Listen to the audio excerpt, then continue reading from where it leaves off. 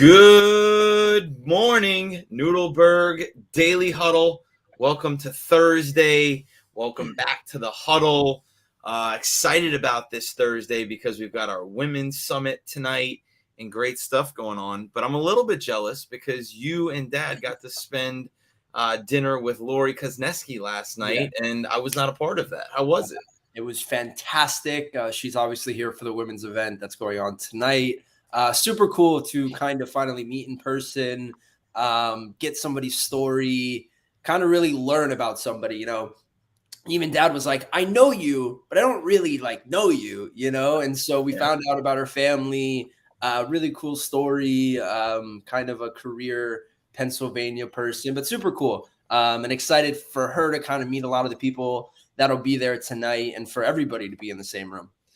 Yeah, it's cool. Obviously there's that going on. Good morning, Joy. Good to see you here this morning. She'll be there tonight. Saw Jen Lederer post about it this morning and her being at the airport on her way here. So there's Lori. Good morning to you as well. So it's going to be a great group of people excited about tonight. And as I said yesterday, we are pretty close to max capacity, but I had a couple people call in a few favors last night and we found some open spots. So if you're starting to think, oh man, I should have gotten a ticket for it or I should be there, just reach out because you never know what might happen. It's good to see all the YouTube icons on the comments. Hey, you know what? People are listening and people are joining the Nudelberg Daily Huddle page. They're subscribing there. And when you show up there, it's the best place to interact with the rest of the community. So as we said, next week, it will no longer be found anywhere other than the Nudelberg Daily Huddle page on YouTube and Steve Nudelberg's page on LinkedIn. Because even though LinkedIn is very spotty here and there, we're not going to drop it because that's our playground. But we are trying to push the community more and more towards YouTube so that we can continue to drive the engagement and grow the community. I'll tell you, Mark, it's Thursday. How's your week been? Having a good week? Week's been great. Week's been very busy. And this morning, I'm gonna be vulnerable. I'm gonna be authentic. I'm gonna be honest here. I overslept this morning. My eyes didn't open until 6:45 a.m. It was the alarm that goes off normally. Was there a panic involved? Full on panic. But it's because the initial shock is, oh my God, I didn't get up. Slept past my workout, slept past my reading and my writing, slept past walking Lou. There's a lot that happens between 4:30 and 6:45. So when it went off, it was full panic. But then, the best part about having a system and a process is then it was all right, what do I absolutely have to get done right now? And how do I get all of it done in the next 15 minutes? Dad says loser, which, of course, he's never overslept. Never overslept, never missed a workout, 100% for the last 50 years. But it was funny, you even talked about it in your speech this weekend. Your keynote to Estelle about, urgent and important or important, not urgent. That's important. It's not urgent. You will get to it, blah, blah, blah. There are things that didn't get done that I was all right, well, let me just reprioritize right now. I know I got to get Lou out. I know I got to get the baby up. I know I got to get showered and get ready. So the LinkedIn post got pushed a little, but almost all of it got done. You reevaluated, I think, is the most important thing that you did. You took a second to stop and say, I need to figure out. Most people, when they miss something, they just run to the next thing and never get around to prioritizing again. And that was right after, really motherfucking myself for oversleeping the alarm, being why didn't I get up? What happened? Full panic at that. But we got a great show. We're going to talk about mentor-mentee relationships. We're going to talk about communication styles. But before we can get to any of that, we got to wake up. Wake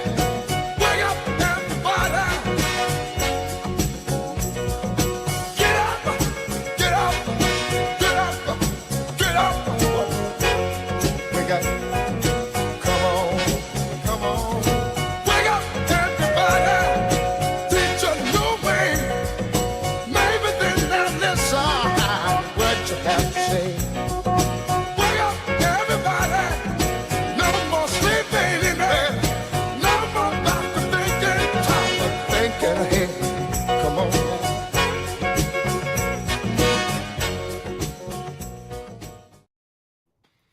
Let's go. It is what is it? National Mentor Mentee Mentoring Day? Day. What is this? Mentoring Day. I think National Mentoring Day, which for those of you that follow the Huddle closely, for those of you that have followed our teachings, mentoring and being a mentor and being a mentee is critical to success in life. It's critical to being able to push yourself and be able to have your blind spots pointed out to you and be able to grow.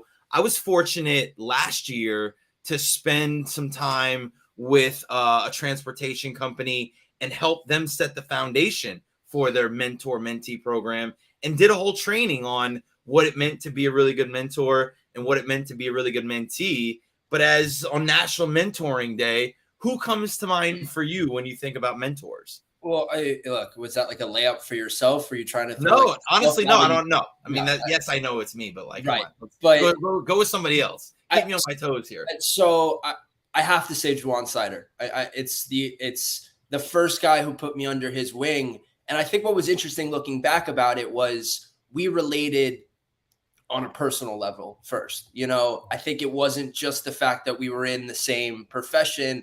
And sometimes I don't even think being in the same profession is that important sometimes. I think the traits, the other lessons that you can learn from somebody kind of go beyond just the expertise or the competency or whatever you're trying to get trained on. And so me and Juwan had a lot of just synergies talking and, you know, being human and what we found important and cool and music and stuff like that. That then led to me to be like, hey, I really like this guy. Let me watch how he goes about his process, you know, and let me see first, like, how he does it. Does that fit me? Do I like it? And start examining. And he did, you know, the way he grinded, the way he watched film, the way he was smart about where he put his time and attention. So I was always gravitated toward him, but it was a two-way street, you So know. I think this is interesting, and I've never really like analyzed it this way, but something that's starkly different about the coaching profession or the football profession compared to, you know, the business world is the amount of time you spend together. So like in football, as a young coach, you're offered the opportunity for mentorship from pretty much the whole staff. Like you guys are together all the time. So there's a lot of different people that you could emulate, you can be around, that you can study. But what usually ends up being the people who end up being the ones that really make an impact on you are the ones who go out of their way to take the time and build that relationship. I think that's so important because you talked about it. It was relationship first. I've been around a lot of really successful people that I thought I wanted to be my mentors, but we just didn't vibe. Like I didn't click with who they were as a person. We didn't connect on our values. We didn't connect on the way they went about their business. And even though they were really successful and there was tons of things I could learn from them, the mentor-mentee relationship really didn't pan out because we couldn't be connected as people first. When you think about Juwan, what do you think are some of the things that really he impacted you on, or what were the behaviors that really caused him to be a good mentor for you? Well, he taught me along the way. He didn't just do and watch me watch and have no idea. He was like, hey, do you know why I did this? Do you know why I taught it this way? Do you know why I see it this way? Do you know why we called it this way? You see what the safety's doing here. That's why we're going to do this. He took the time out to really care about my learning, said, I know you don't know everything. And by making you a better person, you're going to make me better because you're around me. And so it was that I was bought into him. There was there was skin in the game by both sides. There was, hey, I want you to be better so you can help me while also helping yourself and vice versa. Like I wanted to be better to help him do better. And I kind of think that's the two-way street that a mentee and a mentor have to be invested in each other, I think, you know, and the results that come. And you were in an interesting working environment, having, you know, the head coach that you did there. For me, being at Florida State, you know, I think about Eddie Grand being my ultimate mentor and the guy who created the biggest impact on me. And one thing that stood out to me with our relationship was he put me ahead of the organization, right? Like he wasn't just yes sirring, and he wasn't just going through the motion saying, hey, suck it up and deal with it. He was having real conversations with me about, hey, look, you've never been anywhere else. You don't know how other head coaches have done it. This is my fourth stop. I'm telling you, this isn't necessarily the way you have to do it. And he was putting my growth and he was putting my professional development ahead of, hey, just suck it up, or hey, this is the way we do it here, so just do it that way. He really went out of his way to ensure that my mentorship was something that was happening outside of just what was going on within the organization and helping me understand and grow my perspective. I didn't have to then be at 4 other schools to understand the way that Lane Kiffin ran his program, or the way that, Tim Hudson ran his program, or the way that Tommy Tuberville had run his program at Auburn. I was able to get all of that knowledge and experience through him, which elevated me so much quicker in the profession or amongst my other competitors in the space, because I was getting a wider perspective and going, all right, I see the game a little bit, and I was able to play it at a higher level. And it's fortunate, but I think it's almost we talk about it a lot, like when they go into someone's office and complain to you and it kind of taints your thoughts a little bit. Like sometimes that relationship almost hinders you in the workplace because you're privy to some information that you probably wouldn't get if you didn't have that relationship. And it's like being able to take that information and not change your attitude about your job and about the other relationships that you have in that building with the head coach, with whoever it may be, and know that there's still a role for you to play, and separating the two, being privy to that information, being behind the closed doors, it's still understanding how to operate around everybody else. So, and Joy drives a great point here. She says, my mentor always challenges me on the way I'm thinking, making me consider a different possibility. She's also unapologetic about expecting excellence. That to me there was never any kind of reprieve from what the standard was with Eddie. Like I knew, and through coaching and through developing, knew what the expectations were, knew what the standards were. And there was never a give. There was never oh, don't worry about that today. Or there was never a like, hey, this isn't that important right now. Standard was the standard, and you were expected to meet that. And that helped develop my consistency day in and day out. But it was his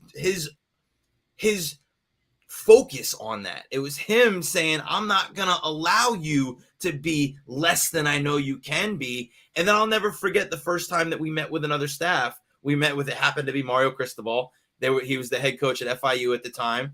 And we met with their entire staff. And he introduced me to Frank Ponce, who was the special teams coordinator, as the best GA he had ever been around. And I was like, wow, all right. Like that was a moment of recognition that I really hadn't received since started working with him. And that to me made it all worth it. And it was like, all right, a guy who has the standard that he has for excellence is willing to introduce me that way. That was everything. But so I think, part of the mentor-mentee relationship though is being a good mentee. And I think, in order to be a good mentee, you got to really have some of your own direction, and you got to be willing to take your responsibility in that half of the relationship. It's not necessarily driving all of the things you're going to learn, but it's the willingness to ask the questions. It's the willingness to show up consistently and show up prepared, and not just be like, hey, you're the mentor. It's on you to teach me. Right. It's on you to kind of, how did you do that with Sider? Well, I think I asked, that was the thing, was like, hey, why did you guys do this? Why do you do it this way? Why do you treat the players this way? Are you worried about being too friendly? And then when you have to, you analyze the situation and you develop that relationship so you feel comfortable to ask these questions, And I think sometimes by doing that, you almost push the mentor as well to analyze his own process and be like, oh, I never thought about even how I did that. It's interesting that you caught that. Like, that was something I developed. You start to really analyze it. But I'm curious in this, technology world and, work from home, do you see mentors, like finding a mentor, being harder now in today's world? How do you go about putting yourself around the right people to find one to do that? So here's where this is an interesting question. I think it's never been easier to find a mentor because the access to people is unlimited, right? Like the ability to get to somebody and connect with them that is somebody that you look up to, or somebody that you feel like is somebody that you might be able to have a good mentor-mentee relationship. The difference is how do you foster that relationship to figure out whether or not it's a fit? I think that's harder. And I think it's harder in a work from anywhere environment. I don't see us going back to a work from the office full time. So we have to challenge how we develop relationships, how we foster those relationships. And to me, the game changer in that is the use of video. So can you have a great mentor-mentee relationship with somebody who's across the country from you? Absolutely. But it comes to how do you consistently use video to communicate with each other, to have the right. And I think most people, when they hear video, they go, oh yeah, you just zoom back and forth all the time. That's not it. That's not the only thing. It's the asynchronous video. It's the ability to send videos back and forth, to feel like you're with each other consistently, even though you're not. That to me is the key to fostering a good mentor-mentee relationship, is what tools do you use to create the environment? You might not be within the same four walls anymore. That doesn't mean you can't still have the same kind of relationship. And that goes for any leader that is working with his people as well. Me and Mark just did it. Little check-ins through the day. It's pretty simple. So easy. There are so many tools. But it take us to morning motivational music? It is Throwback Thursday. The #1 hit, what was it, 1973? That is correct. October 27th, 1973. This was the #1 hit. It's the greatest. On that midnight train to Georgia.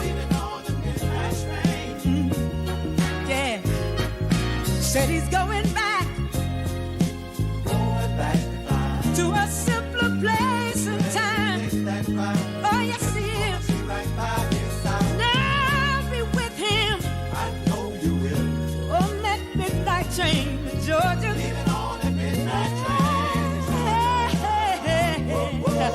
I'd rather live in his word than live without him in mine. World is his and hers alone. He kept dreaming, ooh, that someday he'd be a star. A superstar, but he didn't get far. But he sure found out the hard way that dreams don't always come true. So he burned all his hopes, and even sold his old car. Bought a one-way ticket back to the life he once knew. Oh, yes, he did. He said he would. I'm always leaving on that midnight train to Georgia. City's going back. Great song. Absolutely. An all-timer. I mean, it doesn't matter when you play it. It doesn't matter when you hear it. You immediately just stop and you just start stepping in line like you're the Pips. Another weird day in history. Today is the day the New York subway opens. Fun fact for all you New York people. Love it. Well, yeah. So continuing with the mentor-mentee conversation, part of having a great relationship is you got to be a great communicator. And I found this article that talked about 4 different types of communication styles, and they broke them down as the passive communication style, the aggressive communication style, the passive-aggressive communication style, and the assertive communication style. And essentially, they talked about all 4 of them, with 3 of them really being bad and 1 being good, being the assertive, which I don't necessarily agree. You know, I don't think that there's only one style of communication that works. I think there's different blends of them that work. But the point that it was making was that if you have a passive aggressive communication style and you are constantly holding back what you think, and when somebody says, hey, what do you think we should do here? And you go, it doesn't really matter to me. What do you think? You know, or I'm good with whatever the team wants. The reality that that's your actual opinion is pretty low. right? I mean, the chances that that's what you're actually thinking are pretty low. Even if you have very little skin in the game, you probably have some kind of thought one way or the other. So passive aggressive doesn't really work because it doesn't afford the team any opportunity from what you're thinking. And it definitely doesn't afford you the opportunity to share your voice. But the inverse of that, which is the aggressive communicator, is hands down right? is hands down the toughest to deal with, because as soon as you assert yourself in an aggressive manner in communication, number one, you're going to shut down everybody who's got a tendency to be a passive communicator. And then you're going to create conflict with anybody else that is an aggressive communicator. So you're going to show up and you're going to say, well, this is what we need to do, and this is why we need to do it. And you're going to say that it's going to appear to everybody that you have no room for influence and that it's your way or the highway. Passive aggressive combination obviously doesn't work because it could be the worst, though, in my opinion. Why so? Tell me why you think that. It's like the person who, like, you know, has a bet and it's like, I don't really care what we do, you know, and then they go to the pizza place, or, you know, and it's like, oh, I hated this place. I knew it shouldn't have come here. And it's like, right.